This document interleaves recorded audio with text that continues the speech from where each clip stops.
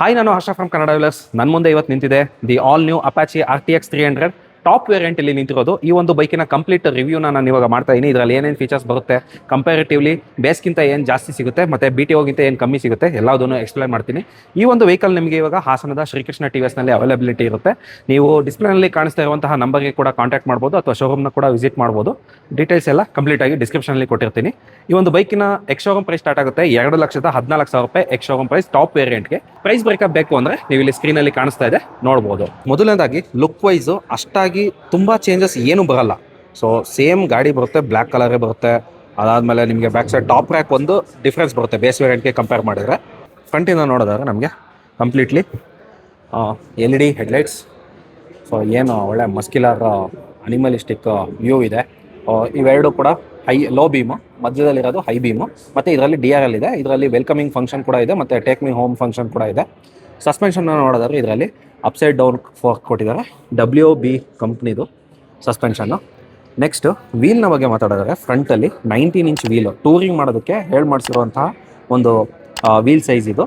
So 19 inch wheel ಜೊತೆಗೆ 110 mm ಅಗಲ ಮಾತ್ರ ನನಗೆ ತುಂಬಾ ಇಂಪ್ರೆಸ್ ಮಾಡ್ತು. ಯಾಕೆಂದರೆ 110 mm ಅಗಲ ಕೊಟ್ಟಿದ್ದಾರೆ. ಮತ್ತು ಇದು TVSನ ಎಕ್ಸ್ಪ್ಲೋ R+ ಅಂತ ಒಂದು ಹೊಸ ಟೈರ್ಸ್ ಇದು, ಓಕೆನಾ. ಲೆಫ್ಟ್ ಸೈಡು ಇಲ್ಲಿ ನೋಡ್ಬೋದು ರಿಫ್ಲೆಕ್ಟರ್ಸ್ ಕೊಟ್ಟಿದ್ದಾರೆ, ಗ್ರಾಫಿಕ್ಸ್ ಕೂಡ ನೋಡ್ಬೋದು, ಲೀನಿಯರ್ ಸ್ಟೆಬಿಲಿಟಿ ಕಂಟ್ರೋಲ್ LSC ಕೂಡ ಕೊಟ್ಟಿದ್ದಾರೆ. ನಿಮಗೆ ಎಲೆಕ್ಟ್ರಾನಿಕ್ಸ್ ವೈಸ್ ತುಂಬಿದೆ ಅಂತ ಹೇಳ್ಬೋದು. ಮತ್ತು ಫ್ರಂಟ್ ವೈಸರ್ ಏನು ನೋಡ್ತಾ ಇದ್ದೀವಿ, ಇದು ತುಂಬಾ ಉದ್ದ ಇದೆ. ನೀವು ಆಫ್ಟರ್ ಮಾರ್ಕೆಟ್ ಅಸೆಸರೀಸ್ ಹಾಕಿಸ್ಕೊಂಡ್ರೆ ಈ ಒಂದು ವೈಸರ್ನ ಎಕ್ಸ್ಟೆಂಡ್ ಕೂಡ ಮೇಲೆ ಕೆಳಗೆ ಎಕ್ಸ್ಟೆಂಡ್ ಕೂಡ ಮಾಡಿಸ್ಕೋಬೋದು. ನೆಕ್ಸ್ಟ್ ನಾವಿಲ್ಲಿ LED ಇಂಡಿಕೇಟರ್ಸ್ನ ನೋಡ್ಬೋದು. ಆಲ್ LED ಸೆಟಪ್ ಅಂತಲೇ ಹೇಳ್ಬೋದು ಇದರಲ್ಲಿ. ಸೊ ಡಿಸೈನ್ ವೈಸು ಇಲ್ಲಿ ನೋಡ್ಬೋದು ಅಪಾಚಿ RTX ಗ್ರಾಫಿಕ್ಸ್ ಇದೆ. ಕಂಪ್ಲೀಟ್ಲಿ ಒಂಥರ ಮ್ಯಾಜಿಕ್ ಬ್ಲ್ಯಾಕ್ ಥರ ಇದೆ. ಡ್ಯುಯಲ್ ಟೈಪ್ ಏನೋ ಬರುತ್ತೆ, ಒಂದು ಶೈನಿಂಗ್ ಅಂದರೆ ಬಿಸಿಲಲ್ಲಿ ಸ್ವಲ್ಪ ಶೈನಿಂಗ್ ಚೇಂಜಸ್ ಬರುತ್ತೆ. RTX ಆ್ಯಕ್ಚುಲಿ ರೆಡ್ ಕಲರಲ್ಲಿ ಸಾದಾ ಕಾಣಿಸುತ್ತೆ ಈ ಒಂದು ಬ್ಲ್ಯಾಕ್ ಗಾಡಿ ಮೇಲೆ. ಮತ್ತು ಈ ಒಂದು ಫಿನ್ಸ್ ಏನು ನೋಡ್ತೇವೆ ಆ್ಯಕ್ಚುಲಿ ಇಲ್ಲಿ ಪೇಟೆಂಟೆಡ್ ಡಿಸೈನ್ ಇದು, ಏರ್ ಫ್ಲೋ ಚೆನ್ನಾಗಿ ಆಗುತ್ತೆ ಅಂತ, ಮತ್ತು ನಮಗೆ ಹೀಟಿಂಗು ಕೂಡ ಅವಾಯ್ಡ್ ಮಾಡುತ್ತೆ, ಆ ರೀತಿಯಾಗಿ ಕೊಟ್ಟಿದ್ದಾರೆ. ನಂತರ ಸೀಟ್ ಹೈಟ್ ಬಂದು 835 mm ಸೀಟ್ ಹೈಟ್ ಬರುತ್ತೆ. ಇದು ಟೂರಿಂಗಿಗೆ ಮಾಡಿಸಿರುವಂತಹ ಗಾಡಿ ಆಗಿರೋದ್ರಿಂದ ಈ ಒಂದು ಸೀಟ್ ಹೈಟ್ ಐಡಿಯಲ್ ಸೀಟ್ ಹೈಟೇ. ಬಟ್ ನೀವೊಂದು ಹೈಟ್ 6 feet ಇದ್ದರೆ ಅಥವಾ 5.9, 5.10 ಆ ಥರ ಇದ್ದರೆ ಸ್ವಲ್ಪ ಮ್ಯಾನೇಜಬಲ್. 5.9ಗಿಂತ ಕೆಳಗಿದ್ರೆ ಟಿಪ್ ಟಾಯಿಂಗ್ ಮಾಡಲೇಬೇಕಾಗುತ್ತೆ, ಮ್ಯಾನೇಜ್ ಮಾಡೋದಕ್ಕೆ ಸ್ವಲ್ಪ ಕಷ್ಟ ಆಗ್ಬೋದು. ನಂತರ ನಾವು ಇಂಜಿನ್ನ ನೋಡ್ಬೋದು, ಇಂಜಿನ್ ಕಂಪಾರ್ಟ್ಮೆಂಟ್ ಮತ್ತು ಚಾಸಿಸ್ ಕೂಡ ಸ್ಟೀಲ್ ಟ್ರೆಲ್ಲಿಸ್ ಫ್ರೇಮು. ಬ್ಯಾಕ್ ಸೈಡಲ್ಲಿ ವೈಟ್ ಕಲರ್ ಫ್ರೇಮು, ಫ್ರಂಟಲ್ಲಿ ಬ್ಲ್ಯಾಕ್ ಕಲರ್ ಫ್ರೇಮು. ನೀವು BTO ವೇರಿಯಂಟ್ ತೊಗೊಂಡ್ರೆ ನೀವು ಆ್ಯಕ್ಚುಲಿ ಎರಡೂ ಕೂಡ ವೈಟ್ ಫ್ರೇಮ್ ಮಾಡಿಸ್ಕೋಬೋದು, ಆ ಒಂದು ಆಪ್ಷನ್ ಕೂಡ ಇದೆ. ಸೈಲೆನ್ಸರ್ನ ನೋಡ್ಬೋದು, ಇಲ್ಲಿ ಎಕ್ಸಾಸ್ಟ್ ಬಂದು ದೊಡ್ಡದಾಗಿ ಕೊಟ್ಟಿದ್ದಾರೆ ಮತ್ತು ಡ್ಯುಯಲ್ ಓಪನಿಂಗ್ ಕೂಡ ಇದೆ ಇದರಲ್ಲಿ. ಆಮೇಲೆ ಫೂಟ್ ರೆಸ್ಟ್ ಕೂಡ ಬ್ಯಾಕ್ ಸೈಡಲ್ಲಿ ಬೈ ಡಿಫಾಲ್ಟ್ ಬರುತ್ತೆ. ಆಫ್ಟರ್ ಮಾರ್ಕೆಟ್ ಆಕ್ಸೆಸರೀಸ್ ಬೇಕು ಅಂದರೆ ಇಲ್ಲಿಗೆ ಬೇಕಾದ್ರೆ ನೀವು ಏನಾದ್ರು ಅಡ್ಜಸ್ಟ್ ಮಾಡಿಸ್ಕೋಬೋದು. ಮತ್ತು ತುಂಬಾ ಗಟ್ಟಿ ಇದೆ ಚಾಸಿಸ್. ನಂತರ 300ನ ಬ್ಯಾಡ್ಜಿಂಗ್ ಇದೆ. ಮತ್ತು ಸೀಟು ಬಂದು ಸಿಂಗಲ್ ಟೋನು, ಇದರಲ್ಲಿ ಡ್ಯುಯಲ್ ಟೋನ್ ಬರಲ್ಲ. ನಮ್ಮದು BTO ಇದೆಯಲ್ಲ, ಸೊ BTOನಲ್ಲಿ ಇಲ್ಲಿ ಸಿಲ್ವರ್ ಕಲರ್ ಸೀಟ್ ಬರುತ್ತೆ. ಅದಾದಮೇಲೆ ಟಾಪ್ ರ್ಯಾಕ್. ಸೊ ನೀವು ಟಾಪ್ ವೇರಿಯಂಟ್ ತೊಗೊಂಡ್ರೆ ಈ ಒಂದು ಟಾಪ್ ರ್ಯಾಕ್ ಬೈ ಡಿಫಾಲ್ಟ್ ಬರುತ್ತೆ. ಅದೇ ಬೇಸ್ ವೇರಿಯಂಟ್ ತೊಗೊಂಡ್ರೆ ನಿಮಗೆ ಬರೋದಿಲ್ಲ. ಸೊ ಅದೊಂದು ಡಿಫ್ರೆನ್ಸ್ ಇದೆ ಟಾಪ್ ವೇರಿಯಂಟ್ಗೂ ಬೇಸ್ ವೇರಿಯಂಟ್ಗೂ. ಮತ್ತು BTO ವೇರಿಯಂಟಲ್ಲಿ ಇದು ಬಂದೇ ಬರುತ್ತೆ, ಬ್ಯಾಕ್ ಸೈಡ್ ದೊಡ್ಡದು ಬಂದೇ ಬರುತ್ತೆ. ಮತ್ತು ಹಿಂದೆಡೆ tail lights, LED tail lights ಮತ್ತು ನಂಬರ್ ಪ್ಲೇಟ್ ಹೋಲ್ಡರ್, ಇಂಡಿಕೇಟರ್ಸ್ ತುಂಬ ಗಟ್ಟಿ ಕೊಟ್ಟಿದ್ದಾರೆ ಇದು ಪಾರ್ಟು. ಸೊ ಇಂಪ್ರೆಸಿವ್ ಅಂತ ಅನ್ನಿಸ್ತು. ಬ್ಯಾಕ್ ಸೈಡಿಂದ ನೋಡೋದಾದರೆ ಇದರಲ್ಲಿ ರಿಯರ್ ಟೈರ್ ಬಂದು 17 inches ಅಲಾಯ್ ವೀಲು, 150 mm ಅಗಲ ಇದೆ. ಸೊ ರಿಯಲಿ ತುಂಬಾ ಇಂಪ್ರೆಸ್ ಮಾಡ್ತು ನನಗೆ.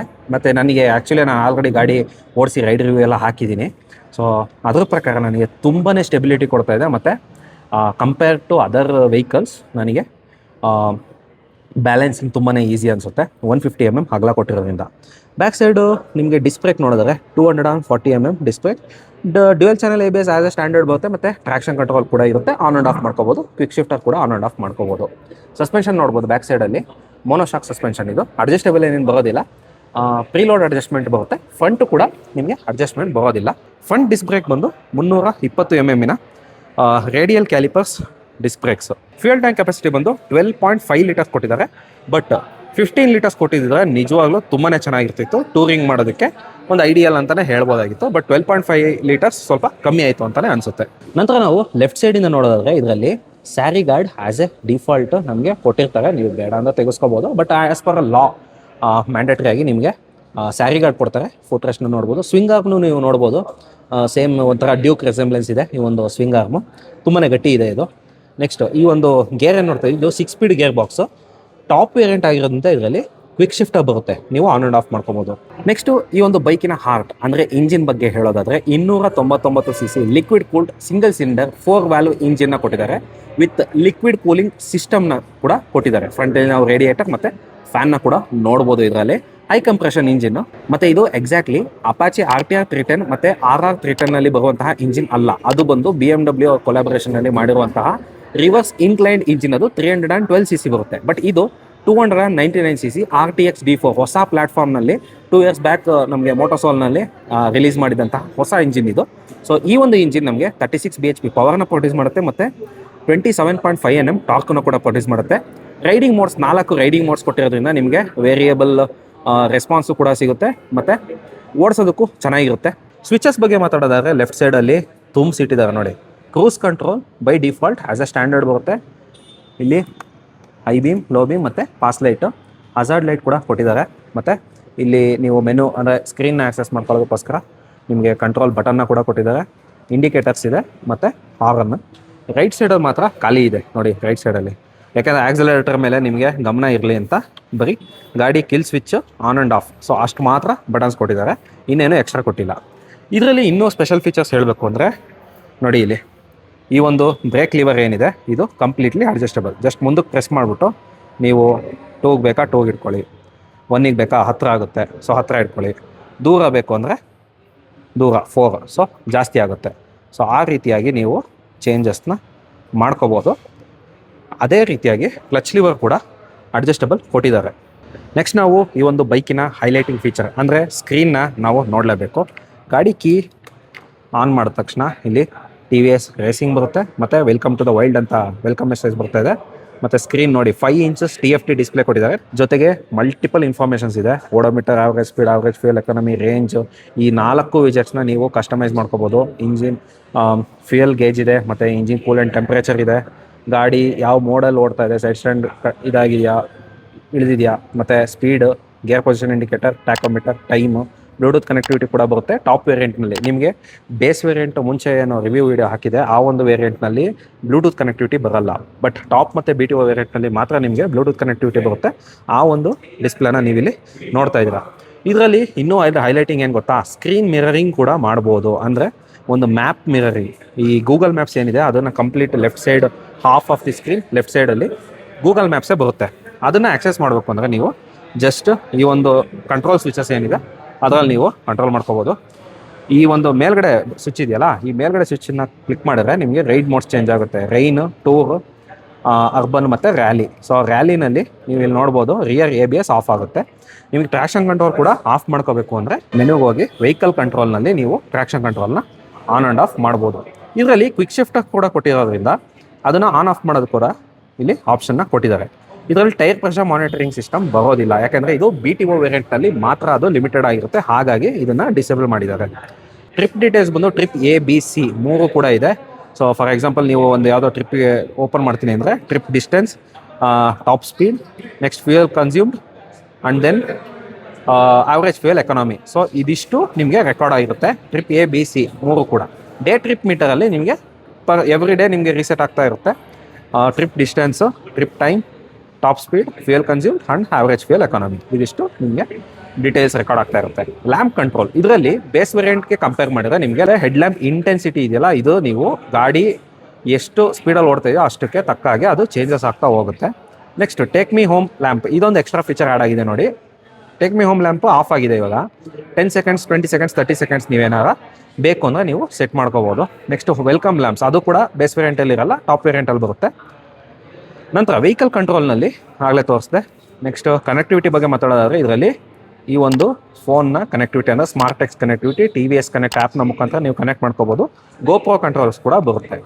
ಮೈ ವೆಹಿಕಲ್, ಈ ಒಂದು ಮೈ ವೆಹಿಕಲ್ನಲ್ಲಿ ಆ್ಯಕ್ಚುಲಿ ನೀವು ಮೈ ಅಪ್ಯಾಚಿಗೆ ಹೋದರೆ ಇಲ್ಲಿ ಯಾವ್ಯಾವ ಒಂದು ಫೀಚರ್ಸು ಎನೇಬಲ್ ಆಗಿದೆ ಅಂತ ತೋರಿಸುತ್ತೆ. Traction control, cruise control, quick shift, dynamic lamp control ಮತ್ತು GoPro ಕಂಟ್ರೋಲ್ ಇವೆಷ್ಟು ಟಾಪ್ ವೇರಿಯಂಟ್ನಲ್ಲಿ ಆನ್ ಆಗಿರುತ್ತೆ. ಟೈರ್ ಪ್ರೆಷರ್ ಮಾನಿಟರಿಂಗ್ ಸಿಸ್ಟಮ್ ಮಾತ್ರ ಆಫ್ ಆಗಿರುತ್ತೆ, ಅದು BTO ವೇರಿಯಂಟ್ನಲ್ಲಿ ಮಾತ್ರ ಬರುತ್ತೆ. ನೆಕ್ಸ್ಟ್ ಡಾಕ್ಯುಮೆಂಟ್ಸ್ನ ನೀವು ಸೇವ್ ಮಾಡ್ಕೋಬೋದು, up to 3 documents. Performance record ಕೂಡ ನೀವು ಇಲ್ಲಿ ಸೇವ್ ಆಗ್ತಾ ಇರುತ್ತೆ. ಅದಾದಮೇಲೆ ಸರ್ವಿಸ್ ಇಂಟರ್ವಲ್ ಕೂಡ ನಿಮಗೆ ಹೇಳುತ್ತೆ. ನೀವು ಇಲ್ಲಿ ನೋಡ್ಬೋದು ನೆಕ್ಸ್ಟ್ ಸರ್ವಿಸ್ ಡ್ಯೂ ಇನ್ 750 kilometers. ಅದಾದಮೇಲೆ ಲಾಸ್ಟ್ ಸರ್ವಿಸು ಯಾವಾಗ ಆಗಿದೆ ಅಂತಲೂ ತೋರಿಸುತ್ತೆ. ನೆಕ್ಸ್ಟ್ ಡಿಸ್ಪ್ಲೇ ಸೆಟಪ್ ಬಂದು ಕಸ್ಟಮ್ ವಿಜೆಟ್ಸು. ಆಗಲೇ ಹೇಳಿದಾಗೆ ನೀವು ಡಿಸ್ಪ್ಲೇ 1 2 3 ವಿಜೆಟ್ಸ್ನ ನೀವು ಚೇಂಜಸ್ ಮಾಡ್ಕೋಬೋದು. ಡಿಸ್ಪ್ಲೇ ಬ್ರೈಟ್ನೆಸ್ ಬಂದು ಆಟೋ ಇಟ್ಟಿದ್ದೀವಿ. ಆಟೋ ಅಂದರೆ ಲೈಕ್ ನಿಮಗೆ ಆ್ಯಂಬಿಯೆಂಟ್ ಇವಾಗ ಹೇಗೆ ಇದೆ, ಹೊರಗಡೆ ಇದ್ದರೆ ಹೊರಗಡೆ, ಒಳಗಿದ್ರೆ ಒಳಗೆ. ಸೊ ಅದಕ್ಕೆ ತಕ್ಕ ಹಾಗೆ ಡಿಸ್ಪ್ಲೇ ಬ್ರೈಟ್ನೆಸ್ ಚೇಂಜಸ್ ಆಗುತ್ತೆ. ಅದಾದಮೇಲೆ display theme auto, light and dark. So dark ಮಾಡಬೇಕು ಅಂದರೆ ಡಾರ್ಕ್ ಮೋಡು, ಲೈಟ್ ಮೋಡ್ ಬಂದರೆ ಲೈಟ್ ಮೋಡು. ಅಂದರೆ ನಿಮಗೆ ಸೇಮ್ ಲೈಕ್ ಮೊಬೈಲ್ ಥರ ನಿಮಗೆ ವರ್ಕ್ ಆಗುತ್ತೆ. ಅದಾದಮೇಲೆ ಆಟೋಗಿಟ್ಟರೆ ಸೊ ನಿಮಗೆ ಎಲ್ಲಿ ಇಂಡೋರಲ್ಲಿದ್ರೆ ಆಟೋಮೆಟಿಕ್ಕಾಗಿ ನಿಮಗೆ ಡಾರ್ಕ್ ಮೋಡ್ಗೆ ಹೋಗುತ್ತೆ. ಯಾಕೆ ಅಂದರೆ ಈ ಇಂಡೋರಲ್ಲಿ ಲೈಟ್ ಕಮ್ಮಿ ಇರುತ್ತಲ್ಲ, ನಿಮಗೆ ಡಿಸ್ಪ್ಲೇ ಆವಾಗ ಒಳ್ಳೆ ಒಂದು ಎಕ್ಸ್ಪೀರಿಯೆನ್ಸ್ನ ಕೊಡುತ್ತೆ. ಹೈ ಸ್ಪೀಡ್ ಅಲರ್ಟ್ ಕೂಡ ನೀವು ಅಪ್ ಟು 120 ಕಿಲೋಮೀಟರ್ಸ್ ತನಕ ಸೆಟ್ ಮಾಡ್ಕೋಬೋದು. ಅದಾದಮೇಲೆ ಕ್ಲಾಕ್ ಸೆಟ್ಟಿಂಗ್ಸಲ್ಲಿ ಆಟೋ ಸಿಂಕ್ ಆಪ್ಷನ್ ಇದ್ದರೆ ನೀವು ಮೊಬೈಲ್ ಕನೆಕ್ಟ್ ಆದ ತಕ್ಷಣ ಅದು ಆಟೋ ಸಿಂಕ್ ಆಗುತ್ತೆ ಬೇಕು ಅಂದರೆ. ಇಲ್ಲಾಂದರೆ ನೀವು ಮ್ಯಾನ್ಯಲಿ ಕೂಡ ಟೈಮ್ನ ಸೆಟ್ ಮಾಡ್ಕೋಬೋದು. ಮತ್ತು ಫಾರ್ಮ್ಯಾಟ್ ಕೂಡ 12 ಅವರ್ಸ್ ಆರ್ 24 ಅವರ್ಸ್ ಫಾರ್ಮ್ಯಾಟ್ಗೆ ಚೇಂಜ್ ಮಾಡ್ಕೋಬೋದು. ನಂತರ ನಾವು ಮೆನು ಬಗ್ಗೆ ಇದಿಷ್ಟು ಫೀಚರ್ಸ್ನ ನಾನು ಹೇಳಿದೆ. ಮತ್ತು ಲೈಟಿಂಗ್ಸ್ ನೋಡಬೇಕು. ಇಲ್ಲಿ ಇಂಡಿಕೇಟರಲ್ಲೇ ಲೈಕ್ ನೀವು ಹಜಾರ್ಡ್ ಲೈಟ್ನ ಆನ್ ಮಾಡಿದರೆ ಇಲ್ಲಿ ಆನ್ ಆಗುತ್ತೆ. ಲೈಕ್ 4 ವೇ ಲೈಕ್ ಎಲ್ಲಯಾವುದೋ ಇಂಡಿಕೇಟರ್ಸ್ ಆನ್ ಆಗುತ್ತೆ. ನ್ಯೂಟ್ರಲ್ ಮೋಡ್ ಮತ್ತು traction control on and off, ABS, cruise ಕಂಟ್ರೋಲ್ದು ಕೆಳಗಡೆ ರೈಟ್ ಸೈಡಲ್ಲಿ ಬರುತ್ತೆ. Engine mall function. ಸೊ ಇದಿಷ್ಟು ನೀವಿಲ್ಲಿ ಸೊ ಡಿಸೈನ್ನ ನೋಡ್ಬೋದು. ಆ್ಯಕ್ಚುಲಿ ಈ ಒಂದು ಹೆಡ್ಲೈಟು ಬರೀ DRL ಮಾತ್ರ ಆನ್ ಆಗಿದೆ. ಅಂದರೆ ನೀವು ಹೆಡ್ಲ್ಯಾಂಪ್ ಮೋಡು ನೀವು ಆಟೋಮೆಟಿಕ್ ಇಟ್ಟಿರೋದ್ರಿಂದ ರಾತ್ರಿ ಹೊತ್ತು ಮಾತ್ರ ನಿಮಗೆ ಲೋ ಬೀಮ್ ಮತ್ತು ಹೈ ಬೀಮ್ ಆನ್ ಆಗುತ್ತೆ. DRL ಮಾತ್ರ ಬೆಳಗ್ಗೆ ಹೊತ್ತು ಆನ್ ಆಗಿರುತ್ತೆ. ಆ ರೀತಿ ಕೊಟ್ಟಿದ್ದಾರೆ. ಸೊ ಈ ಒಂದು ಅಪಾಚಿ RTX 300 ನಿಮಗೆ ಬೇಕು ಅಂದಲ್ಲಿ ಹಾಸನದ ಶ್ರೀಕೃಷ್ಣ TVSನ ವಿಸಿಟ್ ಮಾಡಿ, ಅಥವಾ ಡಿಸ್ಪ್ಲೇನಲ್ಲಿ ಕಾಣಿಸ್ತಾ ಇರುವಂತಹ ನಂಬರ್ಗೆ ನೀವು ಕಾಲ್ ಮಾಡಿ ಕೂಡ ಕಾಂಟ್ಯಾಕ್ಟ್ ಮಾಡ್ಬೋದು. ಸೊ ಡೀಟೇಲ್ಸ್ ಬೇಕು ಅಂದರೆ ನೀವು ತಿಳ್ಕೊಬೋದು, ಅಥವಾ ನಮ್ಮ ಚಾನಲ್ನ ಕಮೆಂಟ್ ಸೆಕ್ಷನಲ್ಲಿ ತಿಳಿಸಿ. ಏನೇ ಡೌಟ್ಸ್ ಇದ್ದರೂ ನಾನು ಕ್ಲಿಯರ್ ಮಾಡ್ತೀನಿ. ಯಾಕಂದರೆ ನನ್ನ ಹತ್ರನೂ ಕೂಡ ಅಪಾಚಿ RTX BTO ವೇರಿಯಂಟ್ ಇದೆ. ಹಾಗಾಗಿ ನಿಮಗೆ RTXನಲ್ಲಿ ಯಾವುದೇ ಡೌಟ್ ಇದ್ದರೂ ಕೂಡ ನನಗೆ ಕಮೆಂಟ್ ಸೆಕ್ಷನಲ್ಲಿ ತಿಳಿಸಿ, ಅಥವಾ ಇನ್ಸ್ಟಾಗ್ರಾಮಲ್ಲಿ DM ಮಾಡಿ, ಕನ್ನಡ ವಿಲಾಸ್ ಅಂತ ಪೇಜ್. ಸೊ ನೀವು DM ಮಾಡಿದರೆ ನಾನು ಖಂಡಿತ ರಿಪ್ಲೈ ಮಾಡ್ತೀನಿ. So thanks for watching this video. ನೀವಿನ್ನೂ ನಮ್ಮ ಚಾನಲ್ನ ಸಬ್ಸ್ಕ್ರೈಬ್ ಮಾಡ್ಕೊಳ್ಳಿಲ್ಲ ಅಂದರೆ ಸಬ್ಸ್ಕ್ರೈಬ್ ಮಾಡ್ಕೊಳ್ಳಿ, ಮತ್ತು ಬೆಲ್ ಐಕಾನ್ನ ಕೂಡ ಕ್ಲಿಕ್ ಮಾಡಿ. ಇದೇ ರೀತಿಯಾದಂಥ ಬೈಕ್ ಮತ್ತು ಕಾರ್ ರಿವ್ಯೂ ವೀಡಿಯೋಸ್ ನಿಮಗೆ ಬೇಗ ತಲುಪ್ತಾ ಇರುತ್ತೆ.